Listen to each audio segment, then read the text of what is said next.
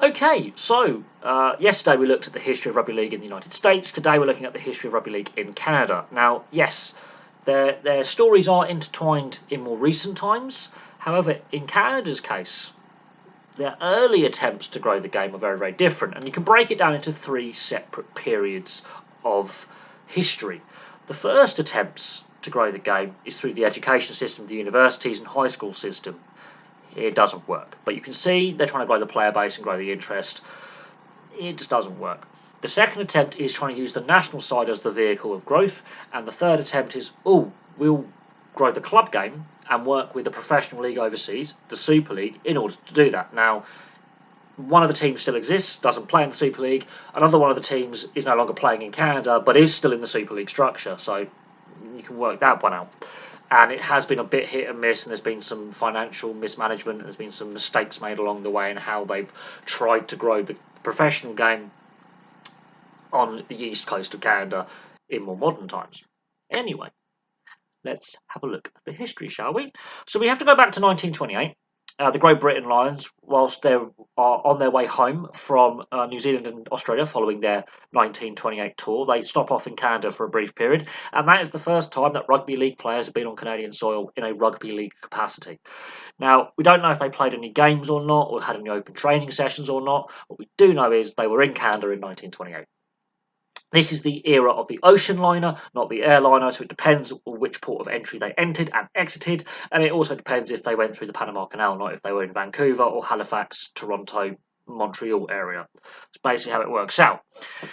The real interesting period is just after World War II. Now, a lot of Canadian service personnel, in fact, most Canadian service personnel overseas, were based in the UK at some point, and obviously rugby league was invented in the UK, and a lot of soldiers would have probably played to pass their time in their off time, played a bit of football, soccer, rugby league, rugby union, whatever sport it may be. And enough Canadian service personnel obviously come home after the war. And Nova Scotia Rugby Union, which covered rugby on the east coast, the Maritime Provinces of Nova Scotia, decided in 1945, just after World War II, to switch codes. And they were granted permission to do so by the wider reaching Canadian Rugby Union. Said, no, you can do that. We don't mind. So this covered the Maritime Provinces of Nova Scotia, except the city of Halifax, which is very, very important, and I think was a massive, massive mistake, because that is the biggest urban area in that part of Canada, outside of Ontario. 1955, so they've tried it through the education system, high schools, universities, and some amateur clubs.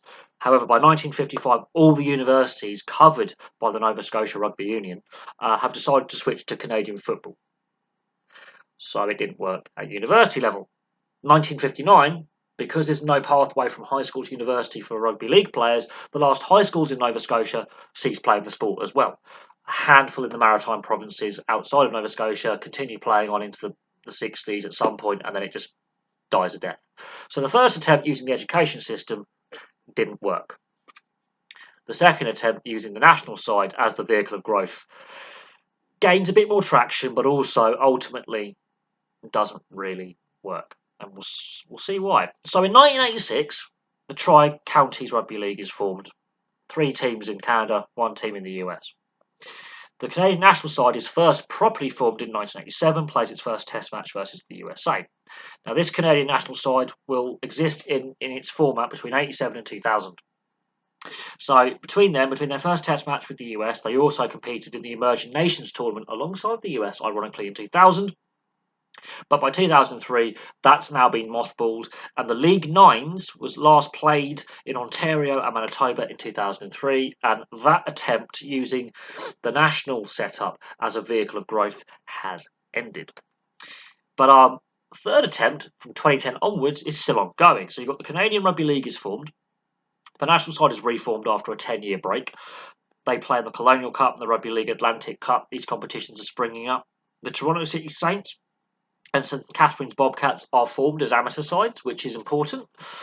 St Helens and Salford City Reds from the Super League also form a partnership with Canadian Rugby League to also try and grow the game. The objective was in 2011 to have 2 more teams added to Toronto and St Catharines. Now, I don't believe that materialised in the end, but 2011 is a key date because Canada plays a test match against Jamaica. Now, this is the start of Jamaica's journey to the 2021 Rugby League World Cup. That was obviously played last October and November, where they debuted. So Jamaica's Rugby League story starts there. Canada win that test match 40 points to 10 on July 31st. So you can see, actually, at the level they're playing at, they've got a decent setup. Fast forward to 2016, another key date. So this is just before the channel comes to existence. They are awarded the co-hosting rights as a nation alongside the USA to co-host the 2025 World Cup. Now, obviously, France will now host that World Cup. There are reasons for that. 2017, and this is where the professional club story begins with the Toronto Wolfpack. The Toronto Wolfpack begins playing in League One, which is a step below the Championship, which is a step below the Super League with promotion and relegation. They play their first season. They win the league that season and are promoted to the Championship. The following year, they're playing their first season in the Championship at the Toronto Wolfpack, but Canada and the USA are stripped of World Cup hosting rights, which ultimately would be given to France in due course. 2019, the Toronto Wolfpack are finally promoted out of the Championship to the Super League. So things are going well. Things are going well by this point. There is plans to have the Ottawa Races get their operating licence in the pipeline. They haven't been granted them yet. 2020, the COVID pandemic finally hits Canada and obviously Western Europe, where the Super League in England and France is predominantly based. After 5 matches, the COVID pandemic shuts down sport for the 2020 season. Super League is suspended. During the shutdown, the Wolfpack have said they will not be resuming play this season. There have been some visa issues with some of their overseas players. So they had a lot of Australian and New Zealand-based players in their side, also a lot of English or British passport-holding players as well. And the visa issues surrounded about 7 of their team from Australia and New Zealand. And for that reason, they said, we cannot resume play. That was Toronto's fault for not discussing with the Canadian government in regards to visa extensions, and the British government as well. On the Super League side of things, they kicked them out of competition. So that's where both sides made some big errors. Both sides made some massive errors there. By that November, there's been massive financial difficulties as well for the Wolfpack, and they have ceased operations. They've been mothballed. They will resume as an organisation in due course, but they've no longer got a Super League franchise. They've no longer got an operating licence to operate in the English League structure. Here come the Ottawa Races. Now, the Hemel Hempstead Stags were the team that the Ottawa Races would gain, their birthright from. And they are relocated to Canada, to Ottawa. They're finally given their operating licence. The plan was to actually have them in the league a bit earlier, but several delays led to it being in 2021. So they joined League One. The North American Rugby League is set up. The Toronto Wolfpack is now being bought by a new investor and restarts and comes out of hibernation. However, the North American Rugby League doesn't get going in 2021, so it's delayed until 2022. In 2022, the Ottawa Races have realised, their ownership has realised, because of all the restrictions because of COVID, it's better to go back to the UK. They've got to find a location to play in. They end up relocating to Cornwall, which at the time I felt was a bit of an odd choice, but it was a choice that was made. But the team as a whole is still a Super League structure-based team. At some point, they may or may not make the top flight, but they're still involved in the Rugby League structure that they signed up to. They're just not playing in Canada, which is a blow to Canadian Rugby League. The North American Rugby League season does finally start, admittedly 5 months late, and it only runs from September to October with 4 teams, of which the Toronto Wolfpack is the only Canadian side. So we don't know this year what's going to happen with that competition and whether more teams will eventually join at whatever level. Currently in Canada, as things currently stand, we have the Ontario Rugby League competition.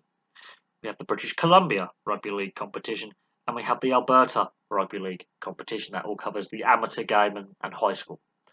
So, yes, the sport is in a better place now than what it was in 2010. There are more players playing. However, the missteps surrounding the pandemic and the entrance of the Ottawa Races and the handling of the Toronto Wolfpack have left a bit of a concern in many people's minds that can the game survive in Canada? This is the 3rd attempt at trying to grow the game. Now, going back to that test match in 2011, Jamaica have made a World Cup, Canada haven't.